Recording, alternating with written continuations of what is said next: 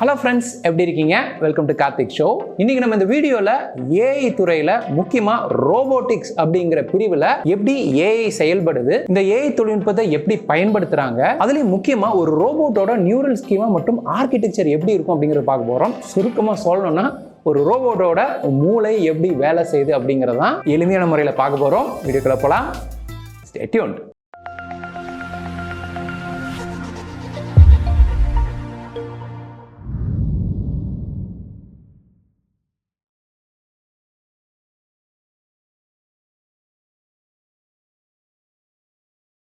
Welcome back.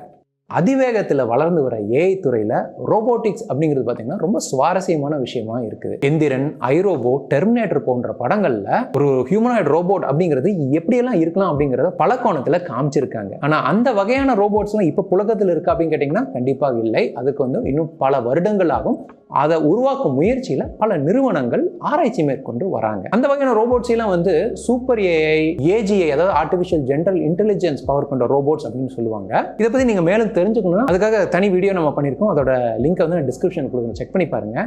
சரி, இப்போ புழக்கத்தில் இருக்கிற ரோபோட்ஸ் எல்லாம் நேரோ ஏஐ ரோபோட்ஸ் அப்படின்னு சொல்லுவாங்க. இந்த ரோபோட்ஸ் எல்லாம் எப்படி இயங்குது, அதுக்கு எப்படி சிந்தனை திறன் வருது, அதாவது ஒரு செயற்கை மூளையை எப்படி அதுக்கு உருவாக்கி அந்த திறனை கொடுக்குறாங்க, அதை நம்ம தெரிஞ்சுக்கணும்னா அந்த ரோபோட்ஸோட நியூரல் ஸ்கீமா மற்றும் ஆர்கிடெக்சர் பற்றி தெரிஞ்சுக்கணும். புரியுற மாதிரி சொல்லணும்னா அந்த செயற்கை மூளை எப்படி இயங்குறதுக்கான ஒரு ப்ளூ பிரிண்ட்டை நம்ம புரிஞ்சுக்கணும். மனிதனோட மூளையை பார்த்தீங்கன்னா அதோட இயக்கத்துக்கு முக்கிய காரணமாக இருக்கிறது நியூரான்ஸ் எனப்படும் அணுக்கள். கோடிக்கணக்கான நியூரான்ஸ் நம்ம மூளையில் இருக்கு. அதோட கட்டமைப்பை வச்சு அதே மாதிரி செயற்கை முறையில் குறைந்த ஆற்றலோடு உருவாக்கப்படுறது தான் பார்த்தீங்கன்னா ஆர்டிஃபிஷியல் நியூரல் நெட்வொர்க்ஸ். நான் குறைந்த ஆற்றல் அப்படின்னு சொல்ல காரணம் மனித மூளையை ஒப்பிட்டு சொல்வதுதான். மனித மூளையின் ஆற்றல் ரொம்ப ரொம்ப சக்தி வாய்ந்தது. அதுக்கு நிகர நம்ம ஆர்டிஃபிஷியலாக ஒரு இன்டெலிஜென்ஸை உருவாக்கணும்னா அது ரொம்ப ரொம்ப கடினம். அதனால தான் ஆர்டிஃபிஷியல் நியூரல் நெட்வொர்க்ஸ் அப்படிங்கிறது மனித மூளையின் ஒரு டூப்ளிகேட் காப்பி, ஆனால் ஒரு குறைந்த ஆற்றல் கொண்டதாக இருக்கும். இந்த ஆர்டிஃபிஷியல் நியூரல் நெட்வொர்க்ஸை பார்த்துட்டிங்கன்னா அதில் நிறைய இணைப்புகள் இருக்குது. அந்த ஒவ்வொரு இணைப்புகளையும் பார்த்தீங்கன்னா நோட்ஸ் அப்படின்னு சொல்லுவாங்க. அப்புறம் இதில் 3 முக்கிய அடுக்குகள் இருக்கும், அதாவது லேயர்ஸ் அப்படின்னு சொல்லுவாங்க. ஒரு இன்புட் லேயர், ஒரு ஹிடன் லேயர், ஒரு அவுட்புட் லேயர். சரி, இப்போ எடுத்துக்காட்டுக்கு ஒரு இமேஜை ஒரு ரோபோட் பார்க்குதுன்னு வச்சுக்கோம். அந்த இமேஜில் என்ன இருக்குது அப்படிங்கிறத அந்த ரோபோட் கண்டுபிடிக்கணும்னா முதல்ல அந்த இமேஜ் டிஜிட்டல் டேட்டாவாக மாற்றப்படும். அந்த டிஜிட்டல் டேட்டா இன்புட் லேயருக்கு அனுப்பப்பட்டு அங்கிருந்து அது ஹிடன் லேயருக்கு போகும்.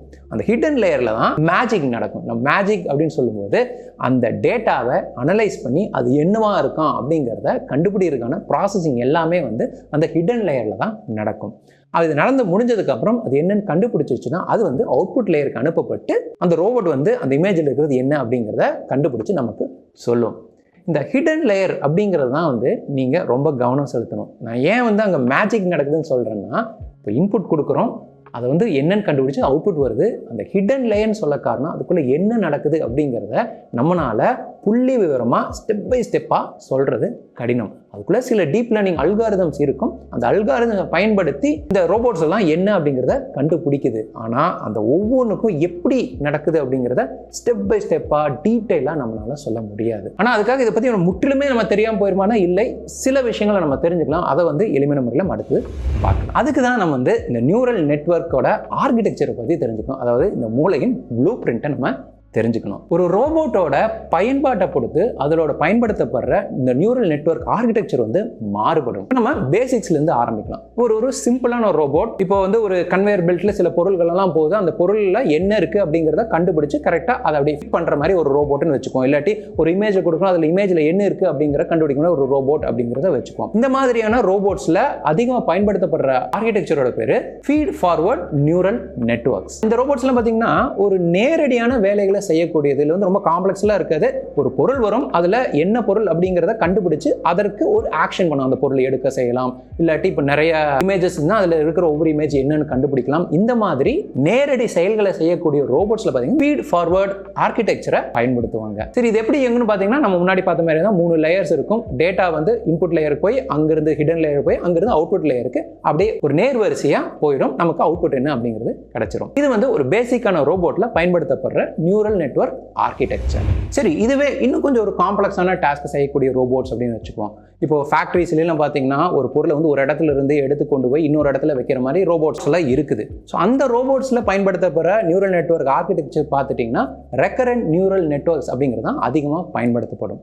இந்த ரெக்கரண்ட் நியூரல் நெட்வொர்க்கும் இந்த ஃபீட் ஃபார்வர்ட் நியூரல் நெட்வொர்க்ஸுக்கும் என்ன முக்கியமான வித்தியாசம்னா, ரெக்கரண்ட் நியூரல் நெட்வொர்க்ஸில் லூப்ஸ் இருக்கும். லூப்ஸ் அப்படின்னு சொல்லும்போது இப்போ டேட்டா வந்து இன்புட் லேயருக்கு போய் அப்புறம் ஹிடன் லேயரில் ப்ராசஸ் ஆகி அவுட்புட் லேயரில் விடையாக வந்ததுக்கப்புறம் அந்த விடை மறுபடியும் இன்புட் லேயருக்கு அனுப்பப்படும். இதுதான் வந்து ஒரு லூப், ஒரு சைக்கிள் மாதிரி நடக்கும்.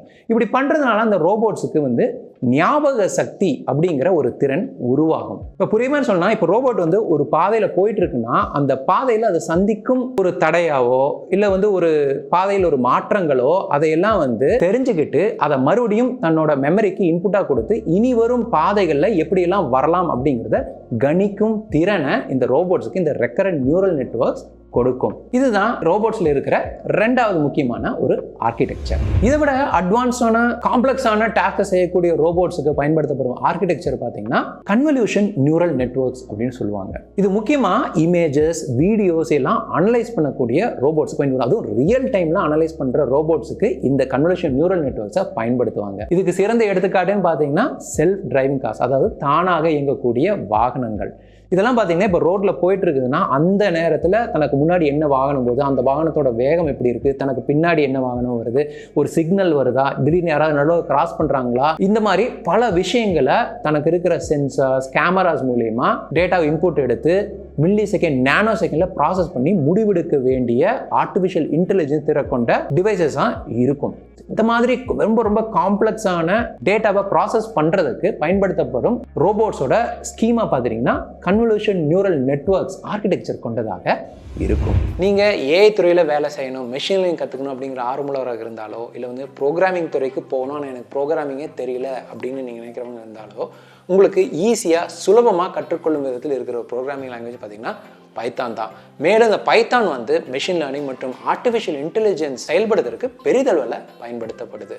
ஸோ இந்த பைத்தானை தமிழில் பேசிக்ஸ்லேருந்து உங்களுக்கு ப்ரோக்ராம் நாலேஜே இல்லைனாலுமே ஈஸியாக புரிஞ்சுக்கும் விதமாக உருவாக்கப்பட்ட ஒரு கோர்ஸ் தான் பார்த்தீங்கன்னா எங்கள் வெப்சைட்டில் இருக்கிற பைத்தான் ப்ரோக்ராமிங் ஃபார் பிகினர்ஸ். இது முழுக்க தமிழில் இருக்க போது பைத்தான் ப்ரோக்ராமிங் பற்றி அடித்தளத்திலிருந்து நாங்கள் அதில் சொல்லிக் கொடுத்துருக்கோம். ஸோ அந்த கோர்ஸை நீங்கள் முடிக்கும்போது பைத்தானோட ஃபண்டமெண்டல் நீங்கள் ஸ்ட்ராங் ஆகிடுவீங்க. அந்த கோர்ஸோட முடிவில் பார்த்தீங்கன்னா நிறைய ப்ராஜெக்ட்ஸ் இருக்கும்.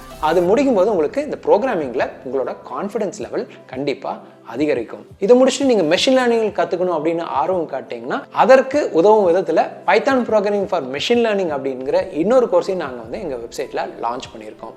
அந்த கோர்ஸில் பார்த்துட்டிங்கன்னா மெஷின் லேர்னிங்னு ஃபண்டமெண்டல்ஸில் ஸ்டார்ட் பண்ணி மெஷின் லேர்னிங் பற்றின விளக்கங்கள்லாம் கொடுத்துட்டு மெஷின் லேர்னிங் என்ன, அதை எவ்வாறெல்லாம் செயல்படுத்தணும், என்னென்ன வகை இருக்குது அப்படிங்கிறதெல்லாம் பார்த்துட்டு 7 வெவ்வேறு விதமான மெஷின் லேர்னிங் மாடல்ஸை 7 வெவ்வேறு விதமான அல்காரிதம்ஸ் பயன்படுத்தி ப்ரோக்ராம் பண்ணி கோடு பண்ணி உருவாக்கி காமிச்சிருக்கோம். ஸோ இது எல்லாமே பார்த்தீங்கன்னா தமிழில் டீட்டெயிலாக நாங்கள் கோடு பண்ண நாங்கள் தமிழில் சொல்லிக்கிறோம். அதை நீங்கள் பார்த்து பேரலாக நீங்கள் கோடு பண்ணி பார்த்துக்கலாம். அந்த விதத்தில் எளிமையான முறையில் தான் அந்த கோர்ஸ் இருக்க போகுது. நீங்கள் மெஷின் லேர்னிங் புதுசு மெஷின் லேர்னிங் என்னென்ன தெரியாது அப்படிங்கிறவங்களுக்கு கண்டிப்பாக அந்த கோர்ஸ் வந்து சூட்டபுளாக இருக்கும். அதோட அட்வான்ஸ் வெர்ஷனான அந்த டீப் லேர்னிங், ஜென்ரேட்டிவ் ஏஐ இதை பற்றி நாங்கள் அந்த கோர்ஸில் கவர் பண்ணல.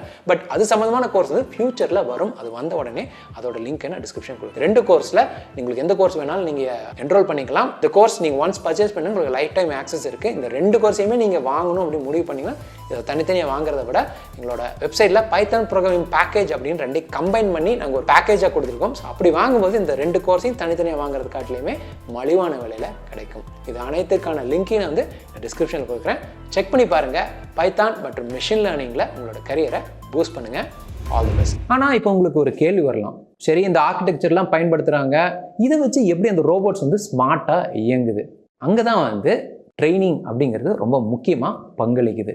இந்த மாதிரி ரோபோட்ஸ்கள்லாம் எண்ணற்ற தகவல்களை வச்சு ட்ரைனிங் கொடுப்பாங்க. இதில் வந்து டீப் லேர்னிங் அப்படின்னு சொல்லுவாங்க. எண்ணற்ற தகவல்கள் அப்படின்னு சொல்லும்போது ஒரு செயலை எப்படி செய்யணும், அதற்கான அவுட்புட் எப்படி இருக்கணும் அப்படிங்கிறத முதல்ல இன்புட்டாக கொடுப்பாங்க. இது வந்து முக்கியமாக சூப்பர்வைஸ்ட் லேர்னிங் அப்படின்னு சொல்லுவாங்க. இந்த சூப்பர்வைஸ்ட் லேர்னிங் மூலயமா அந்த ரோபோட்ஸ்லாம் வந்து சரி இந்த மாதிரிலாம் தகவல் வந்து இப்படிலாம் நமக்கு அவுட்புட் கொண்டு வரணும் அப்படிங்கிறத தானாக கற்றுக்கொள்ளும். அங்கே வந்து இன்னொரு முக்கியமான விஷயத்தை பண்ணுவாங்க. டியூனிங், அதாவது நியூரல் நெட்வொர்க் டியூனிங் அப்படிங்கிறது மிஷின் லேர்னிங் இன்ஜினியர்ஸாக செயல்படுத்தப்படும். இந்த டியூனிங் மூலமாக தான் வந்து அவங்க இப்போ ட்ரைனிங் கொடுக்கும்போது ஒரு தவறான அவுட்புட் வந்ததுன்னா அதை வந்து எப்படி சரியாக மாற்றலாம் அப்படிங்கிறதுக்கான ஒரு லீவர் அட்ஜஸ்ட்மெண்ட்ஸ் மாதிரின்னு வச்சுக்கங்களேன். டியூனிங்கிறத பற்றி இப்போ நம்ம ரேடியோவில் எப்படி டியூன் பண்ணி சரியான சேனல் எடுக்கணும், அதுக்கு அந்த மாதிரின்னு வச்சுங்களேன். ஒரு எடுத்துக்காட்டுக்காக சொல்கிறேன், நம்ம ரோபோட் வந்து ட்ரைனிங் கொடுக்கும்போது நம்ம கொடுக்குற தகவலை சரியாக புரிஞ்சுக்குதா அப்படிங்கிறத சரிபார்க்க இந்த டியூனிங் அப்படிங்கிறத பண்ணுவாங்க. எண்ணற்ற தகவல்களின் எண்ணிக்கையும் அதை எந்த அளவு சரியாக டியூன் பண்ணுறாங்க அப்படிங்கிறத பொறுத்து ஒரு ரோபோட்டோட திறன் அதிகரிக்கும். சூப்பர்வைஸ் லேர்னிங் அடுத்து ஒரு ரோபோட்டுக்கு ட்ரைனிங் கொடுக்க பயன்படுத்துகிறோம் இன்னொரு வகையான லேர்னிங் அப்படிங்கிறது பார்த்தீங்கன்னா ரீஇன்ஃபோர்ஸ்மெண்ட் லேர்னிங். இந்த ரீஇன்ஃபோர்ஸ்மெண்ட் லேர்னிங்கில் ரோபோட்ஸ் வந்து ட்ரையல் அண்ட் எரர் முறையில் கற்றுக்கும். நான் ட்ரையல் அண்ட் எரர் அப்படின்னு சொல்லும்போது ஒரு செயலை செய்யணும்னா அதை வந்து பல விதத்தில் முயற்சி செஞ்சு அதற்கு அந்த விளைவாக ஒரு வந்து பரிசு கொடுக்கணும். இப்போ சரியாக செஞ்சால் அதுக்கு ஒரு பரிசு கிடைக்கும், சரியாக செய்யலைன்னா அதுக்கு பரிசு கொடுக்கப்படாது. பரிசு அப்படின்னு நான் சொல்லும்போது ஒரு ஃபீட்பேக் கொடுப்பாங்க. அந்த ரோபோட்ஸ் வந்து ஒரு டாஸ்க்கை கரெக்டாக பண்ணுச்சுன்னா அதுக்கு வந்து வெரி குட் இல்லை குட் அப்படிங்கிற மாதிரி ஒரு ஃபீட்பேக் கொடுக்கப்படும். இப்போ தப்பாக செஞ்சுன்னா பேட், இட்ஸ் நாட் குட் அப்படிங்கிற மாதிரி ஃபீட்பேக் கொடுக்கப்படும். அது மாதிரி இந்த ரோபோட்ஸ் பல விதத்தில் ட்ரை பண்ணி தனக்கு கிடைத்த ஃபீட்பேக்கை வச்சு எது சரியான முறை எது தவறான முறை அப்படிங்கிறத கற்றுக்கும். இதை வந்து ரீஇன்ஃபோர்ஸ்மெண்ட் லேர்னிங் அப்படின்னு சொல்லுவாங்க. ஒரு ரோபோட்டிக்ஸுக்கு ட்ரைனிங் கொடுக்கறதுக்கு பயன்படுத்தப்படுற இன்னொரு வகையான முக்கியமான லேர்னிங் தான் இந்த ரீஇன்ஃபோர்ஸ்மெண்ட் லேர்னிங். இந்த மாதிரி ஒரு ரோபோட்ஸில் பயன்படுத்தப்படுற அதோட நியூரல் நெட்வொர்க் ஆர்கிடெக்சர், அதுக்கப்புறம் அதில் ட்ரைனிங் கொடுக்கப்படுற முறை, இவையெல்லாம் தான் ஒரு ரோபோட்டை வந்து இன்ஃபர்மேஷன் எப்படியெல்லாம் ப்ராசஸ் பண்ணலாம், தன்னை சுற்றி இருக்கிற சுற்றுச்சூழலை வச்சு நம்ம எப்படி கற்றுக்கலாம், ஒரு மனிதனை போல எப்படி சிந்திக்கலாம் அப்படிங்கிற ஆற்றலை கொடுக்க பெரிதளவில் உதவுது. ஸோ இந்த வீடியோ மூலிமா உங்களுக்கு ஒரு ரோபோட்டோட மூளை எப்படி இயங்குது அப்படிங்கிறதுக்கான அடிப்படையான தகவல்கள் கிடைச்சிருக்குன்னு நம்புகிறேன். இந்த வீடியோ உங்களுக்கு பிடிச்சிருந்ததுன்னா லைக் பண்ணுங்கள். இது வேற யாருக்கு யூஸ்ஃபுல்லாக இருக்குன்னு நினச்சிங்கன்னா கண்டிப்பாக ஷேர் பண்ணுங்கள். இதை பற்றின ஏதாவது கருத்துக்கள், அதாவது கேள்விகள், இல்லை நான் வேறு மாதிரி என்ன வீடியோ ஃப்யூச்சரில் பண்ணலாம் அப்படிங்கிற மாதிரி உங்களுக்கு ஏதாவது தோணுச்சுன்னா அதை வந்து கமெண்ட்ஸாக தெரிவிங்க. இன்னொரு நல்ல வீடியோவில் உங்களை மறுபடியும் பார்க்குறேன். அனிதன் is Karthik signing off. Bye.